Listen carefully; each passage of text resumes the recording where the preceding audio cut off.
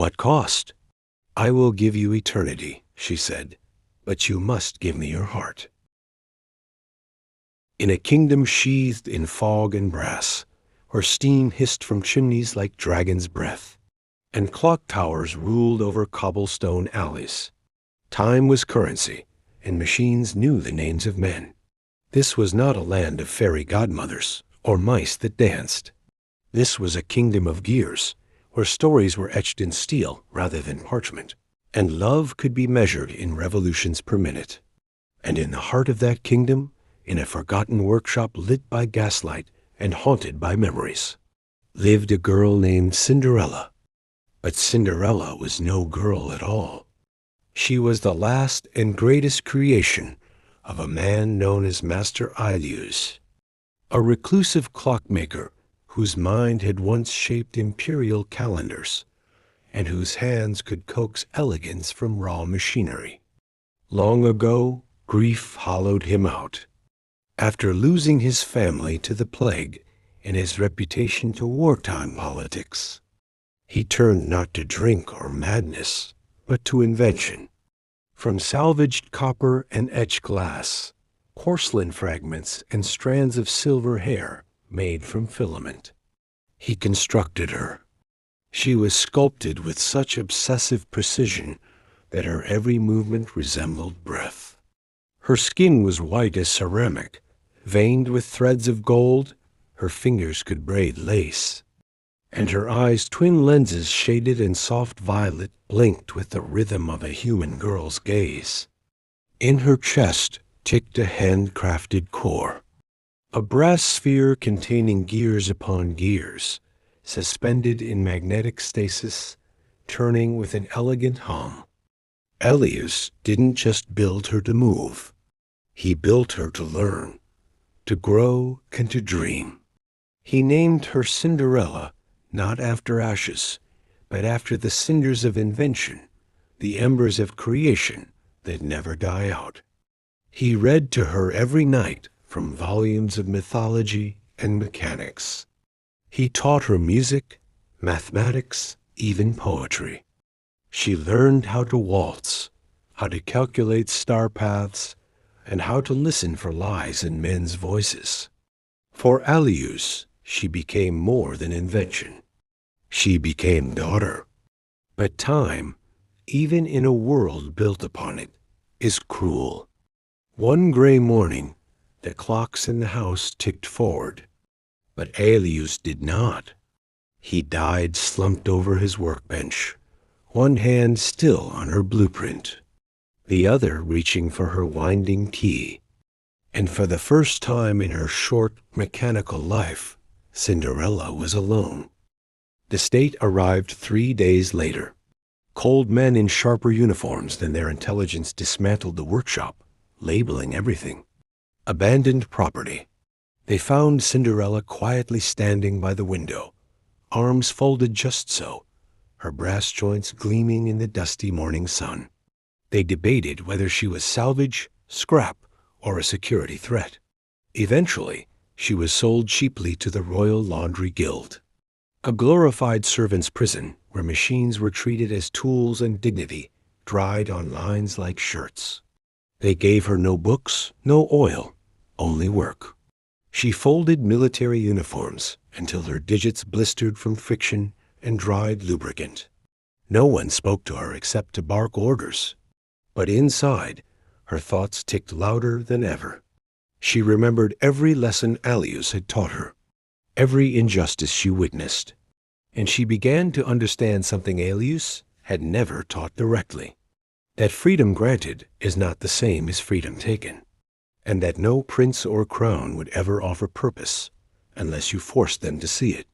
So, when the royal city announced the imperial ball, a grand event, where Prince Theron would choose his bride from among the daughters of noble families, Cinderella didn't laugh like her coworkers.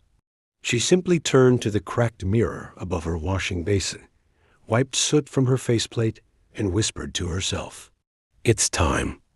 The night of the ball came wrapped in electric storm clouds, and moonlight fractured through Zeppelin smoke. Cinderella arrived not in a carriage, but on foot, cloaked in an antique traveling coat and boots stitched from salvage. Her gown, self-stitched and steam-seamed, glittered faintly with polished cogwheel sequins and thread-drawn filament wire. On her face, a simple porcelain mask, blank and silent just like her. Inside, the ballroom dazzled. Gaslight chandeliers spun in slow, deliberate rotations overhead, and noblemen clicked their monocles as clockwork violins played a song composed entirely by machines. When Cinderella entered, silence fell. She was alien, yet alluring, cold, and glowing all at once. Even Prince Theron, a man known more for yawn diplomacy than curiosity, was ensnared by her presence. He danced with her. Once, then again, then a third time. Others were dismissed with a polite nod. But to her, he whispered, "You're different. I feel it in the air around you, like you're timeless." She smiled just slightly and said, "Would you like to see why?" And there, amid murmurs and curiosity, she parted the upper fold of her gown. Beneath it, not skin, not bone, but a viewing panel of glass.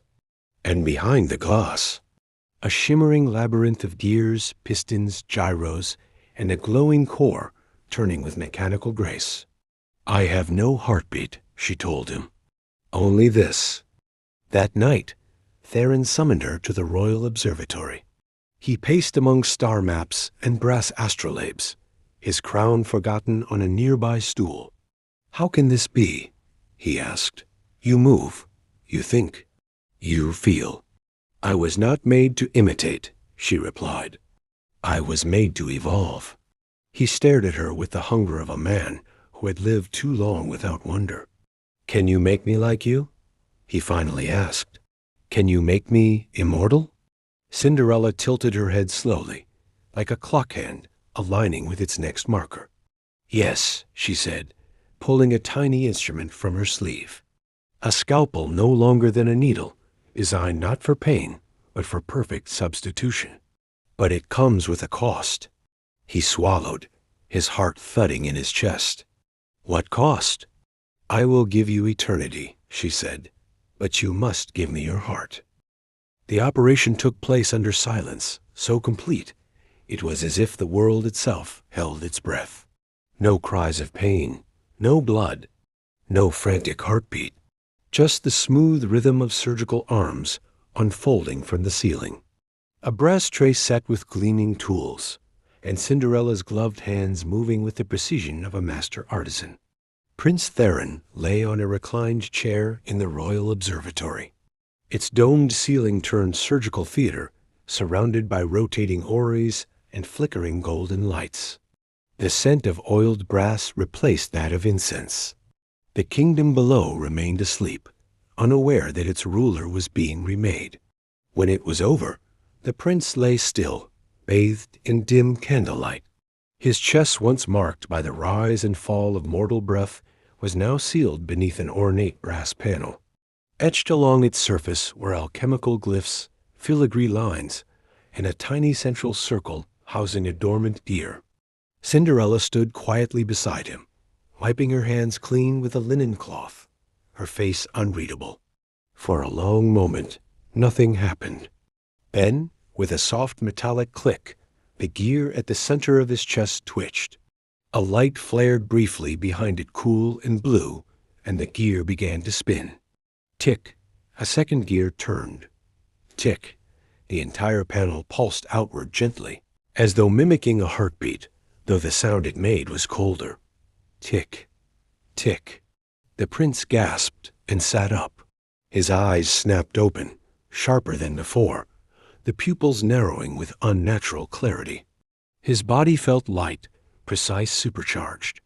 He drew in breath not from necessity, but from habit.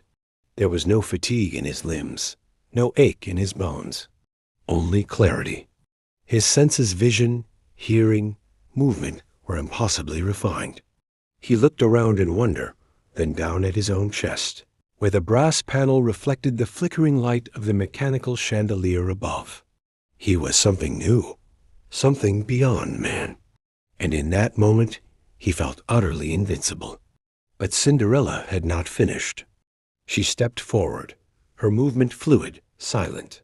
In her palm, she held a tiny object no larger than a coin. It gleamed under the light, a copper winding key, delicate and intricate, with a stem shaped like a coiling serpent.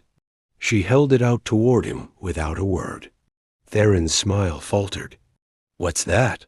he asked. "This," Cinderella replied, her voice low and smooth, "is what keeps you alive." He frowned. "You mean it winds the mechanism?" "Yes," she said. "Only I can wind it, and it must be wound regularly." He laughed, though uneasily. "You're joking." Cinderella said nothing. She simply looked at him, calm, cold, certain. Her silence spoke volumes.